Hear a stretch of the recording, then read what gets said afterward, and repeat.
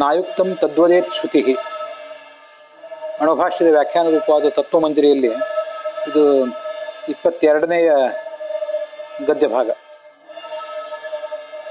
ಸ್ವರೂಪ ನಿರಾಕರಣ ಪರೇಯಂ ಕುತೋ ನೇತ್ಯತಃ ಅಯುಕ್ತಂ ತದ್ದಿತಿ. ಈ ಹಿಂದೆ ಪರಮಾತ್ಮ ಈ ಸೃಷ್ಟಿಯನ್ನು ಮಾಡುವಾಗ ಅಲ್ಲಿ ಅನೇಕ ವಸ್ತುಗಳಿವೆ, ಆದರೆ ಅವು ಯಾವು ಕೂಡ ಸ್ವತಂತ್ರ ಅಲ್ಲ ಅಂತ ಹೀಗೆ ಪ್ರತಿಪಾದನೆ ಮಾಡಿದ್ದಾರೆ. ಎಲ್ಲವೂ ಕೂಡ ಅವನ ಅಧೀನವೇ ಆಗಿದೆ. ಮತ್ತೆ ಎಲ್ಲ ಸಾಧನಗಳಿಗೂ ಕೂಡ ಕಾಲ, ದೇಶ, ಈ ಎಲ್ಲ ಸಾಧನಗಳಿಗೂ ಕೂಡ ಮತ್ತೆ ಪ್ರಕೃತಿ, ಅಲ್ಲಿದ್ದುದು ಮುಖ್ಯವಾಗಿ ಮೂರೇ: ಕಾಲ, ದೇಶ ಮತ್ತು ಪ್ರಕೃತಿ. ಈ ಮೂರಕ್ಕೂ ಕೂಡ, ಈ ಮೂರರ ಅಸ್ತಿತ್ವವೂ ಕೂಡ ಅವನ ಅಧೀನವೇ ಆಗಿದೆ. ಅವನ ಮೂಲಕನೇ ಅದು ಕೆಲಸ ಮಾಡೋದು ಅಂತೆಲ್ಲ ಹಿಂದೆ ಪ್ರತಿಪಾದನೆ ಮಾಡಿದ್ದಾರೆ. ಇಲ್ಲಿ ನಡುವೊಂದು ಪ್ರಶ್ನೆ, ಈಗ ನಾವು 22ನೇ ಗದ್ಯ ಭಾಗದಲ್ಲಿ ನೋಡ್ತಾ ಇರೋದು. ಈ ಪ್ರಶ್ನೆನೂ ಕೂಡ ಯಾರೇ ವಾದಿಗಳು ಮಾಡಿದ್ದಾರೆ ಅಂತಲ್ಲ, ಯಾವ ಸಾಧನವೂ ಇಲ್ವೇ ಇಲ್ಲ, ಕೇವಲ ಭಗವಂತ ಒಬ್ಬನೇ ಮಾಡಿದಾನೆ ಅಂತ ಯಾಕೆ ನಾವು ವೇದಕ್ಕೆ ಅರ್ಥ ಮಾಡ್ಕೋಬಾರ್ದು ಅಂತ ಒಂದು ಪ್ರಶ್ನೆ. ಅದನ್ನೇ ಸ್ವರೂಪ ನಿರಾಕರಣ ಪರೇಯಂ ಕುತೋನ. ಸ್ವರೂಪ ಅಂದ್ರೆ ಆ ಸಾಧನಗಳು, ಮೆಟೀರಿಯಲ್ ಕಾಸು, ಮತ್ತೆ ಆ ದೇಶ, ಕಾಲ, ಇವೆಲ್ಲ ಇವೆಯಲ್ಲ, ಪ್ರಕೃತಿ, ದೇಶ, ಕಾಲ, ಆ ಮೂರರ ಸ್ವಾತಂತ್ರ್ಯವನ್ನು ನಿರಾಕರಣೆ ಮಾಡ್ತಿದೆ ಅಂತ ಯಾಕೆ ತಿಳ್ಕೋಬೇಕು? ಆ ಮೂರೂ ಇಲ್ಲೇ ಇಲ್ಲ, ಕೇವಲ ಭಗವಂತ ಒಬ್ಬನೇ ಸೃಷ್ಟಿ ಮಾಡಿದಾನೆ ಅಂತ ಯಾಕೆ ವ್ಯಾಖ್ಯಾನ ಮಾಡಬಾರ್ದು? ಇತ್ಯತಃ ಆ ಪ್ರಶ್ನೆಗೆ ಉತ್ತರ ರೂಪವಾಗಿಯೂ ಕೂಡ ಅಯುಕ್ತಂ ತತ್ ನ ವದೇತ್. ಅಯುಕ್ತವಾದದ್ದನ್ನು ಅದು ಹೇಳೋದಿಲ್ಲ ಶ್ರುತಿ ಅಂತ ಆ ಮಾತಿನಲ್ಲೇ ಅರ್ಥ ತಿಳ್ಕೋಬೇಕು. ಶೂನ್ಯದಿಂದ ಭಗವಂತ ಸೃಷ್ಟಿ ಮಾಡಿದ ಅಂತ ತಿಳ್ಕೋಬೇಡಿ. ಉಪಾದಾನ ಕಾರಣ ಇದೆ, ಕಾಲ, ದೇಶ ಇವೆಲ್ಲ ಇದ್ದೇ ಇದೆ. ತತ್ ಸಾಧನ ಸ್ವರೂಪ ನಿರಾಕರಣಂ ಅಯುಕ್ತಮಿತ್ಯರ್ಥ. ಯಾವ ಸಾಧನವೂ ಇರಲೇ ಇಲ್ಲ ಅಂತ ಅದರ ಸ್ವರೂಪವನ್ನೇ ನಿರಾಕರಣೆ ಮಾಡೋದು ಶ್ರುತಿಯ ತಾತ್ಪರ್ಯ ಅಲ್ಲ, ಅದು ಅಯುಕ್ತ. ಅದು ಹಾಗೆ ಹೇಳೋದಿಲ್ಲ ವೇದವಾಕ್ಯ. ಕುತಃ ಯಾಕೆ ಹೇಳೋದಿಲ್ಲ ವೇದವಾಕ್ಯ? ಹಾಗೆ ಯಾಕೆ ಅರ್ಥ ಮಾಡ್ಬೇಕು ಅಂದ್ರೆ, ನಾಯುಕ್ತಂ ತದ್ವದೇತ್ ಶ್ರುತಿ ರೀತಿ, ನಾಯುಕ್ತಂ ತದ್ವದೇತ್ ಶ್ರುತಿ ಅಂತಿದೆಯಲ್ಲ, ಅಲ್ಲಿ ತತ್ ಅನ್ನೋ ಶಬ್ದಕ್ಕೆ ಸಾಧನ ಜಾತಂ, ತತ್ ಈಸ್ ಈಕ್ವಲ್ ಟು ಸಾಧನ ಜಾತ.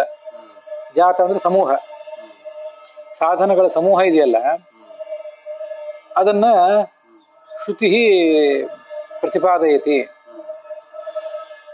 ಶ್ರುತಿ ಆ ಸಾಧನ ಸಮೂಹಗಳನ್ನು ಪ್ರತಿಪಾದನೆ ಮಾಡ್ತಾನೇ ಇದೆ. ತದಯುಕ್ತಂನ, ಆದ್ರೆ ಅದು ಪ್ರತಿಪಾದನೆ ಮಾಡಿದ್ದು ಅಯುಕ್ತ ಅಲ್ಲ. ಯಾಕೆಂದ್ರೆ ವಿಮತಾ ಸೃಷ್ಟಿ, ವಿಮತ ಅಂದ್ರೆ ಯಾವ ಸೃಷ್ಟಿ ಬಗ್ಗೆ ನಾವೀಗ ಆಲೋಚನೆ ಮಾಡ್ತಾ ಇದ್ದೀವೋ, ವಿಚಾರ ಮಾಡ್ತಾ ಇದ್ದೀವೋ ಆ ಸೃಷ್ಟಿ ಕರ್ತೃನ್ನ ಸಾಧನ ಸಾಧ್ಯ. ಕರ್ತೃ ಅಂದ್ರೆ ಪರಮಾತ್ಮ, ಅವನಿಗಿಂತ ಭಿನ್ನವಾದ ಸಾಧನಗಳು ಅಂದ್ರೆ ಕಾಲ, ದೇಶ, ಪ್ರಕೃತಿ ಮೊದಲಾದ ಸಾಧನಗಳು, ಅವುಗಳಿಂದ ಸಾಧ್ಯವಾಗಿದೆ. ಯಾಕಂದ್ರೆ ಸೃಷ್ಟಿತ್ವ, ಸೃಷ್ಟಿಯಾಗಿರುವುದರಿಂದ. ಪಟ ಸೃಷ್ಟಿ, ಇವತ್ತು ಬಟ್ಟೆ ಸೃಷ್ಟಿ ಆಗ್ಬೇಕಾದ್ರೆ, ಒಂದು ಮಡಿಕೆ ಸೃಷ್ಟಿ ಆಗ್ಬೇಕಾದ್ರೆ, ಅಥವಾ ಒಂದು ತುಂಬಾ ಸಂಕೀರ್ಣವಾದ ಯಂತ್ರ ಸೃಷ್ಟಿ ಆಗ್ಬೇಕಾದ್ರೆ ಹೇಗೆ ಕರ್ತೃ ಬಿಟ್ಟು ಬೇರೆ ಸಾಧನಗಳು ಕೆಲವು ಬೇಕೋ, ಹಾಗೆ ಇಲ್ಲಿಯೂ ಕೂಡ ಇತಿ ಯುಕ್ತಿ ಸಿದ್ಧಂ, ಹೀಗೆ ಯುಕ್ತಿ ಇದೆ. ಯುಕ್ತಿ ಸಿದ್ಧಂ ಚ, ಯುಕ್ತಿ ಸಿದ್ಧನೂ ಆಗಿದೆ. ಯತಃ, ಯಾವ ಕಾರಣದಿಂದ ಯುಕ್ತಿ ಸಿದ್ಧ ಆಗಿದೆಯೋ ಆ ಕಾರಣದಿಂದ ಶ್ರುತಿ ಬೇರೆ ಸಾಧನಗಳನ್ನ ಪೂರ್ಣವಾಗಿ ನಿರಾಕರಣೆ ಮಾಡ್ತಾ ಇಲ್ಲ, ಹೊರತು ಅದರ ಸ್ವಾತಂತ್ರ್ಯವನ್ನು ಮಾತ್ರ ನಿರಾಕರಣೆ ಮಾಡ್ತಿದೆ. ಇತಿ ಯೋಜ್ಯಂ, ಹೀಗೆ ವಾಕ್ಯದ ಯೋಜನೆ ಮಾಡ್ಕೋಬೇಕು. ಯಾಕೆಂದ್ರೆ ಅದ್ಭ್ಯಸಂಭೂತ ಪೃಥ್ವೀ ರಸಾಚ್ಚ ಅಂತ ಹೀಗೆಲ್ಲ ಅನೇಕ ವೇದ ವಾಕ್ಯಗಳಿವೆ. ತಮ ಆಸೀತ್ ತಮಸಾ ಗೂಢಮಗ್ರೆ ಅದ್ಭ್ಯಸಂಭೂತೋ ಹಿರಣ್ಯಗರ್ಭ ಇತ್ಯಷ್ಟವು. ಈ ಅನೇಕ ವಿಷಯಗಳನ್ನ ಮಹಾನಾರಾಯಣ ಉಪನಿಷತ್ನಲ್ಲಿರೋದು. ಅದ್ಭ್ಯಸಂಭೂತ ಹಿರಣ್ಯಗರ್ಭ ಅಂತಿದೆಯಲ್ಲ, ಮುಂದೆ ಅಷ್ಟವು ಅಂತಿದೆ. ಹಿರಣ್ಯಗರ್ಭ ಇತ್ಯಷ್ಟವು ಅನ್ನೋ ಮೇಲೆ ವೇದವಾಕ್ಯದಲ್ಲಿ ಅದನ್ನು ಕೊಟ್ಟಿದ್ದಾರೆ. ಅದ್ಭ್ಯಸಂಭೂತ ಪೃಥ್ವೀ ರಸಾಚ್ಚ, ನೀರಿನಿಂದ ಹುಟ್ಟಿತು ಅದ್ಭ್ಯ ಪೃಥ್ವಿ ಅಂತ ಹೀಗೆಲ್ಲ ಹೇಳಿದಾರಲ್ಲ. ಆಮೇಲೆ ತಮ ಆಸೀತ್, ಮೊದಲು ತಮಸ್ಸಿತ್ತು. ತಮಸ್ಸು ಅಂದ್ರೆ ಪ್ರಕೃತಿ, ಅದಿತ್ತು ಅಂತ ಹೇಳಿದ್ದಾರೆ. ತಮಸ್ಸು ಅಂದ್ರೆ ಕತ್ತಲೆ ಅಂತ ಅರ್ಥ ಅಲ್ಲ. ತಮೋಭಿಮಾನಿನಿ ಅದು ದುರ್ಗೆ ಇದ್ಲು, ಪ್ರಕೃತಿ ಇತ್ತು ಅಂತ ಅದಕ್ಕೆ ಅರ್ಥ. ಅಭ್ಯಸಂಭೂತ ಪೃಥಿವೀ ರಸಾಚ್ಚ ಅಂತಿದೆಯಲ್ಲ, ಅದ್ರದ್ದು ನಂಗೆ ಈಗ ಅರ್ಥ ನೆನಪಿಗೆ ಬರ್ತಿಲ್ಲ. ಹಿಂದೆ ಒಂದು ಸ್ವಲ್ಪ ಮಹಾನಾರಾಯಣ ಉಪನಿಷತ್ತು ಓದ್ತಾ ಕೂತ್ಕೊಂಡಿದ್ದೆ. ಅದರಲ್ಲಿ ಅಭ್ಯಸಂಭೂತ ಹಿರಣ್ಯಗರ್ಭ ಇತ್ಯಷ್ಟವು ಅಂತಿದೆಯಲ್ಲ, ಅದೊಂದು ಸ್ವಲ್ಪ ಚೆನ್ನಾಗಿ ನೆನಪಿದೆ. ಅದೊಂದನ್ನ ಸುಮ್ಮನೆ ಈಗ ಹೇಳ್ಬೇಕು ಅಂತ ಅನ್ಕೊಂಡೆ. ಅಷ್ಟವು ಅಂತಿದೆಯಲ್ಲ, 8 ಮಂತ್ರಗಳು ಅಂತ ಅರ್ಥ ಆಗುತ್ತೆ. ಅದಕ್ಕೆ ಈ ಮಹಾನಾರಾಯಣ ಉಪನಿಷತ್ ಮಂತ್ರಕ್ಕೆ ಧೀರೇಂದ್ರಾಚಾರ್ಯ, ಧೀರೇಂದ್ರ ತೀರ್ಥರು, ರಾಯರ ಮಠದವರು, ಆಮೇಲೆ ರಾಘವೇಂದ್ರಾಚಾರ್ಯ ಗಜೇಂದ್ರ ಗಡಕರ್ ಅಂತ ಅವರು ವ್ಯಾಖ್ಯಾನ ಮಾಡಿದ್ದಾರೆ. ಆಮೇಲೆ ಇತ್ತೀಚೆಗೆ ಬನ್ನಂಜ ಗೋವಿಂದಾಚಾರ್ಯ ಅದನ್ನು ಪ್ರವಚನಗಳಲ್ಲಿ ಹೇಳಿದ್ದಾರೆ. ಅಷ್ಟವೊಂದು 8 ಮಂತ್ರಗಳು. ಹಿರಣ್ಯಗರ್ಭ ಚತುರ್ಮುಖ ಬ್ರಹ್ಮ ಅಭ್ಯಸಂಭೂತ, ನೀರಿನಿಂದ ಹುಟ್ಟಿದ ಇತಿ ಅಷ್ಟವು. ಹೀಗೆ 8 ಮಂತ್ರಗಳು ಹೇಳ್ತವೆ ಅಂತ ಅದು ತುಂಬಾ ಒಬ್ಬೊಬ್ಬರು ಒಂದೊಂಥರ ವ್ಯಾಖ್ಯಾನ ಮಾಡಿದ್ದಾರೆ. ಗೋವಿಂದಾಚಾರ್ಯ ಒಂಥರ ವ್ಯಾಖ್ಯಾನ ಮಾಡಿದ್ದಾರೆ. ಅದೆಲ್ಲ ನೋಡಿ ಆಮೇಲೆ ಕೊನೆಗೆ ನನಗೇನು ಅನಿಸ್ತಂದ್ರೆ, ಹಿರಣ್ಯಗರ್ಭ ಅಲ್ಲಿ ಅಭ್ಯ ಅಂದ್ರೆ ಬರೇ ನೀರಿನಿಂದ ಅಂತ ಅರ್ಥ ಅಲ್ಲ. ನೀರು ಅಂದ್ರೆ ಕರ್ಮ, ತನ್ನ ಪ್ರಾರಬ್ಧ ಕರ್ಮದಿಂದ ಹಿರಣ್ಯಗರ್ಭನೂ ಹುಟ್ಟಿರೋದು. ಅಭ್ಯ ಅನ್ನೋ ಶಬ್ದಕ್ಕೆ ಕರ್ಮ ಅಂತ ಅರ್ಥ ಪ್ರಸಿದ್ಧನೇ ಆದವರೆಲ್ಲ ಮಾಡೇ ಇದ್ದಾರೆ. ಹೀಗೆ ಚತುರ್ಮುಖ ಬ್ರಹ್ಮನು ಕೂಡ ತನ್ನ ಪ್ರಾರಬ್ಧ ಕರ್ಮದಿಂದಲೇ, ಇನ್ನೊಂದೇನೋ ಕರ್ಮ ಇದೆ ಅವನಿಗೆ, ಅದರಿಂದಲೇ ಅವನು ಹುಟ್ಟಿರೋದು. ಪ್ರಾರಬ್ಧ ಎಲ್ಲ ತೀರಿದಾಗಲೇ ಚತುರ್ಮುಖ ಬ್ರಹ್ಮವು ಜನ್ಮನು ಅವನಿಗೆ ನೀಗೋದು, ಮುಂದೆ ಅವನು ಮುಕ್ತನಾಗೋದು. ಇತಿ ಅಷ್ಟವು ಅಂತಿದೆಯಲ್ಲ, ಅಷ್ಟವನು ಶಬ್ದಕ್ಕೆ ವೇದ ಮಂತ್ರ 8 ವೇದ ಮಂತ್ರಗಳು ಅಂತ ಅರ್ಥ ಮಾಡಿದ್ದಾರೆ. ಅದಕ್ಕೊಂದೇನೋ ನನಗೆ ಸುಮ್ಮನೆ ಅರ್ಥ ಮಾಡ್ಬೇಕು ಅಂತ ಕಾಣಿಸ್ತು. ತುಂಬಾ ಕಷ್ಟಪಟ್ಟು ಧಾತುಗಳನ್ನೆಲ್ಲ ನೋಡಿ ಒಂದು ಅರ್ಥ ಮಾಡಿದ್ದೆ. ಅದೇನಂದ್ರೆ, ಅಷ್ಟವು ಅಂದ್ರೆ ಲಕ್ಷ್ಮೀನಾರಾಯಣರು ಅಂತ ಅರ್ಥ. ಅಷ್ಟ ಶಬ್ದಕ್ಕೆ ಲಕ್ಷ್ಮೀನಾರಾಯಣರು ಅಂತ ಅರ್ಥ. ಅಷ್ಟವು ಅಂತ ದ್ವಿತೀಯ ವಿಭಕ್ತಿ ಇದೆಯಲ್ಲ, ಪ್ರಥಮ ವಿಭಕ್ತಿ ದ್ವಿವಚನ ಇದೆಯಲ್ಲ, ಅದಕ್ಕೆ ಲಕ್ಷ್ಮೀನಾರಾಯಣರು ಅಂತ ಅರ್ಥ. ಯಾಕೆಂದ್ರೆ ಅಶದೀಪ್ತವು ಅಂತ ಏನೋ ಒಂದು ಧಾತು ಇದೆ. ಆದ್ರಿಂದ ಪ್ರಕಾಶಮಾನರಾದವರು, ಜ್ಞಾನದ ಪ್ರಕಾಶವುಳ್ಳವರು ಅಂತ ಅರ್ಥ. ಆ ಜ್ಞಾನದ ಪ್ರಕಾಶವುಳ್ಳಂಥ ಸರ್ವಜ್ಞರಾದಂಥ ಲಕ್ಷ್ಮೀನಾರಾಯಣರಿದ್ದಾರಲ್ಲ, ಅವರಿಬ್ಬರು ಏನು ಅಭಿಪ್ರಾಯ ಪಡ್ತಾರೆ ಅಂದ್ರೆ, ಇತಿ ಈ ಹಿಂದಿನಂತೆ. ಹೇಗೆಂದ್ರೆ ಚತುರ್ಮುಖ ಬ್ರಹ್ಮನು ಕೂಡ ತನ್ನ ಪ್ರಾರಬ್ಧ ಕರ್ಮದಿಂದ ಹುಟ್ಟಿದ ಅಂತ ಅವರು ಅಭಿಪ್ರಾಯ ಪಡ್ತಾರೆ. ಅವರಿಬ್ಬರಿಗೂ ಪ್ರಾರಬ್ಧ ಕರ್ಮ, ಆ ಪ್ರಾರಬ್ಧ ಕರ್ಮವನ್ನು ಸವಿಸ್ಲಿಕ್ಕಾಗಿ ಹುಟ್ಟೋದು, ಸಂಸಾರದಲ್ಲಿದ್ದು ಆಮೇಲೆ ಸಂಸಾರವನ್ನು ದಾಟೋದು ಅಂತ ಇಲ್ವಲ್ಲ. ಆದ್ರಿಂದ ಚತುರ್ಮುಖ ಬ್ರಹ್ಮನೇ ಅಂತ ದೊಡ್ಡ ಚೇತನನೇ ಪ್ರಾರಬ್ಧ ಕರ್ಮದಿಂದ ಋಣಾನು ತನ್ನ ಹಿಂದಿನ ಕರ್ಮಗಳಿಗೆ ಅನುಸಾರವಾಗಿ ಹುಟ್ಟುತ್ತಾನೆ. ಅದನ್ನೆಲ್ಲ ತೀರ್ಸ್ಕೊಂಡ್ಮೇಲೆ ಮುಕ್ತನಾಗ್ತಾನೆ. ಪ್ರಾರಬ್ಧ ಕರ್ಮ ಅಂದ್ರೆ ಕೆಟ್ಟ ಕರ್ಮವೇ ಆಗ್ಬೇಕಾಗಿಲ್ಲ, ಒಳ್ಳೆಯ ಪ್ರಾರಬ್ಧ ಕರ್ಮವು ಪ್ರಾರಬ್ಧ ಕರ್ಮನೇ ಅಂತ ಹೀಗೊಂದು ನಾನು ಅರ್ಥ ಮಾಡ್ಕೊಂಡಿದ್ದೇನೆ. ಅಲ್ಲಿ ಸುಮ್ಮನೆ ಪ್ರಸಂಗ ಬಂತು ಅಂತ ಹೇಳಿದೆ. ಇತ್ಯಾದಿ ಶ್ರುತ್ಯಾದವು, ಶ್ರುತಿ ಪುರಾಣ ಇತ್ಯಾದಿಗಳಲ್ಲಿ ಸಾಧನಾಂತರ ಸತ್ವೋಕ್ತಿ ಅನ್ಯಥಾನುಪತ್ಯ, ಬೇರೆ ಸಾಧನಗಳನ್ನು ವರ್ಣನೆ ಮಾಡಿಯೇ ಇದ್ದಾರೆ. ಯಾವ ಸಾಧನಗಳನ್ನು ನಿರಾಕರಣೆ ಮಾಡಲಿಲ್ಲ. ಸಾಧನಾಂತರ ಅಂದ್ರೆ ಬೇರೆ ಉಪಕರಣಗಳು, ಅವುಗಳ ಸತ್ವ ಅಂದ್ರೆ ಅಸ್ತಿತ್ವ, ಅವುಗಳ ಉಕ್ತಿ ಪ್ರತಿಪಾದನೆ ಇದೆ. ಅನ್ಯಥಾನುಪತ್ಯ, ಆ ಉಕ್ತಿಯನ್ನು ಕಡೆಗಣಿಸ್ಲಿಕ್ಕೆ ಬರೋದಿಲ್ಲಲ್ಲ.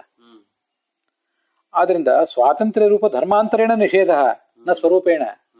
ಅವ್ಯಾವ ಸ್ವರೂಪಗಳು, ಅವ್ಯಾವ ಸಲಕರಣೆಗಳು ಇರ್ಲಿಲ್ಲ ಅಂತಲ್ಲ, ಅವುಗಳಿಗೆ ಸ್ವಾತಂತ್ರ್ಯ ಇರಲಿಲ್ಲ ಅಂತ ಇಷ್ಟೇ ಅರ್ಥ. ನ ಸ್ವರೂಪೇಣ, ಸ್ವರೂಪತಃ ಅದನ್ನ ನಿರಾಕರಣೆ ಮಾಡುವುದು ಶಾಸ್ತ್ರದ ಉದ್ದೇಶ ಅಲ್ಲ.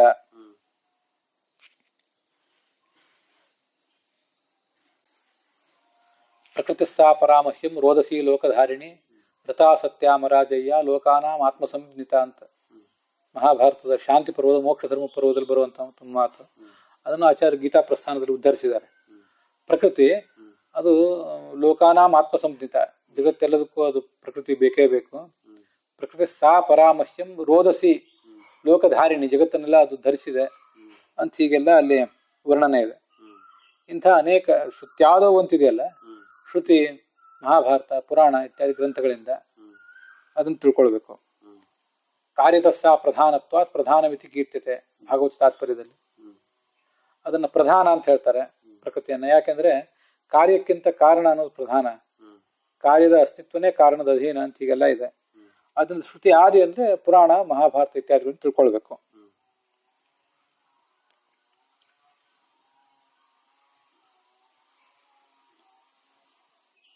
ಮತ್ತೆ ಇನ್ನೂ ಕೆಲವು ವೇದವಾಕ್ಯಗಳಿದೆ. ತಥಾ ತದ್ಯದಾಸೀತ್ ತದ್ ಆವೃತಮಾಸೀತ್ ತಸ್ಮಾದ್ಧ ಅನ್ಯನ್ನ ಪರಃ ಕಿಂಚನಾಸ ಇತ್ಯಾದಿಕಾ ಶ್ರುತಿ ತತ್ ಹರಿಸ್ವಾತಂತ್ರ್ಯಾದಿ ಸ್ಪಷ್ಟಂ ವದೇತ್. ಇದು ನೋಡಿ, ನಾಯುಕ್ತಂ ತದ್ವದೇ ಶ್ರುತಿ ಅಂತಿದೆಯಲ್ಲ, ಅದು ತತ್ ವದೇತ್ ಅನ್ನೋ ಮಾತುಗಳನ್ನ ಇನ್ನೂ ತಗೋತಾ ಇದ್ದಾರೆ ರಾಘವೇಂದ್ರ ಸ್ವಾಮಿಗಳು. ತತ್ ಏನನ್ನ ತತ್ ಅಂದ್ರೆ ತದ್ ಈಸ್ ಈಕ್ವಲ್ ಟು ಹರಿಸ್ವಾತಂತ್ರ್ಯಾದಿ, ಭಗವಂತನ ಸ್ವಾತಂತ್ರ್ಯವನ್ನು ಸ್ಪಷ್ಟವಾಗಿ ವದೇತ್ ಹೇಳ್ತಾ ಇದೆ. ಯಾವ್ದು ವೇದವಾಕ್ಯ ಅಂದ್ರೆ ತದ್ ಯದಾಸೀತ್, ಏನಿತ್ತಲ್ಲ, ಇತ್ತು ಏನೇನೋ ಅದೆಲ್ಲ ಆವೃತವಾಗಿತ್ತು ಅಜ್ಞಾನದಿಂದ ಅಥವಾ ಭಗವಂತನ ಮಾಯೆಯಿಂದ ಆವೃತವಾಗಿತ್ತು. ತಸ್ಮಾತ್ ಹ ಅನ್ಯತ ನ ಪರಹ ಕಿಂಚನಾಸ, ಬೇರೆ ಯಾವನು ಶ್ರೇಷ್ಠನಾದವನು ಇರಲಿಲ್ಲ, ಇವನಿಗಿಂತ ಶ್ರೇಷ್ಠನಾದವನು ಸ್ವತಂತ್ರನಾದವನು ಇರಲಿಲ್ಲ. ಆದ್ರೆ ಯಾರು ಇರ್ಲೇ ಇಲ್ಲ ಅಂತ ಏನಲ್ಲ. ಅದರಿಂದ ಇವನ್ನೆಲ್ಲ ಹೀಗೆ ಈ ಎಲ್ಲ ವೇದವಾಕ್ಯಗಳು ಇರೋದ್ರಿಂದ ಯಾವ ಸಾಧನ ಸಲಕರಣೆಗಳನ್ನು ಇಲ್ಲ ಅಂತ ನಿರಾಕರಣೆ ಮಾಡುವುದು ನಮ್ಮ ಉದ್ದೇಶ ಅಲ್ಲ. ಅಪ್ರಾಮಾಣಿಕತ್ವಾಚ್ಚ ಸಾಧನ ಸ್ವಾತಂತ್ರ್ಯಂ ನೋಪೇಯ ಮಿಥ್ಯಾಹ. ಅಪ್ರಾಮಾಣಿಕತ್ವಾಚ್ಚ ಸಾಧನಾಂತರ ಸ್ವಾತಂತ್ರ್ಯಂ ನೋಪೇಯ ಮಿಥ್ಯಾಹ. ಬೇರೆ ಸಾಧನಗಳಿವೆಯಲ್ಲ, ಅವುಗಳಿಗೆ ಸ್ವಾತಂತ್ರ್ಯ ಅನ್ನೋದು ಅಪ್ರಾಮಾಣಿಕ, ಆದ್ರಿಂದ ಅದನ್ನ ಒಪ್ಪಬಾರದು. ಅದನ್ನು ಈ ವೇದವಾಕ್ಯ, ಈ ನಾಯುಕ್ತಂ ತದ್ದುದೇ ಶ್ರುತಿ ಅನ್ನೋ ಮಾತು ಹೇಳ್ತಾ ಇದೆ. ತತ್ ಅಂದ್ರೆ ಸಾಧನಾಂತರ ಸ್ವಾತಂತ್ರ್ಯಂ ಅಯುಕ್ತಂ ಅಂದ್ರೆ ಯುಕ್ತಿಶೂನ್ಯಂ ಅಂತ ಅರ್ಥ. ತತ್ ಈಸ್ ಈಕ್ವಲ್ ಟು ಸಾಧನಾಂತರ ಸ್ವಾತಂತ್ರ್ಯಂ, ಅಯುಕ್ತಂ ಈಸ್ ಈಕ್ವಲ್ ಟು ಯುಕ್ತಿಶೂನ್ಯಂ. ಶ್ರುತಿ ನ ವದೇತ್, ಶ್ರುತಿ ಅಂತದನ್ನು ಹೇಳೋದಿಲ್ಲ. ಶ್ರುತಿ ಅಸಿದ್ಧಮಿದು ಇತ್ಯರ್ಥ. ಪ್ರತ್ಯಕ್ಷಂತು ತತ್ರ ನೈವ ಯೋಜ್ಯಂ, ಪ್ರತ್ಯಕ್ಷ ಅಂತೂ ಅಲ್ಲಿ ಯಾವುದೇ ರೀತಿಯಾದ ಸಾಮರ್ಥ್ಯ ಹೊಂದೇ ಇಲ್ಲ ಇದನ್ನು ತಿಳಿಸ್ಲಿಕ್ಕೆ. ಪ್ರತ್ಯಕ್ಷದಿಂದ ಅದೇನು ತಿಳಿದು ಬರೋದಿಲ್ಲ. ಅತಃ ಪ್ರಮಾಣೈ ಅನುಪಲಂಭಾತ್, ಬೇರೆ ಯಾವುದೇ ಪ್ರಮಾಣದಿಂದ, ಪ್ರತ್ಯಕ್ಷದಿಂದಾಗಲಿ ಅನುಮಾನದಿಂದಾಗಲಿ ಸ್ವಾತಂತ್ರ್ಯ ತಿಳಿಯೋದಿಲ್ಲ ಈ ಸಾಧನಗಳಿಗೆ. ಅದರಿಂದ ಸ್ವಾತಂತ್ರ್ಯವನ್ನು ಅಲ್ಲಗಳಿಬೇಕು. ಅದರಿಂದ ನ ಸಾಧನಾಂತರ ಸ್ವಾತಂತ್ರ್ಯಂ, ಬೇರೆ ಸಾಧನಗಳಿಗೆ ಸ್ವಾತಂತ್ರ್ಯ ಇಲ್ಲ ಅಂತ ತಾತ್ಪರ್ಯ.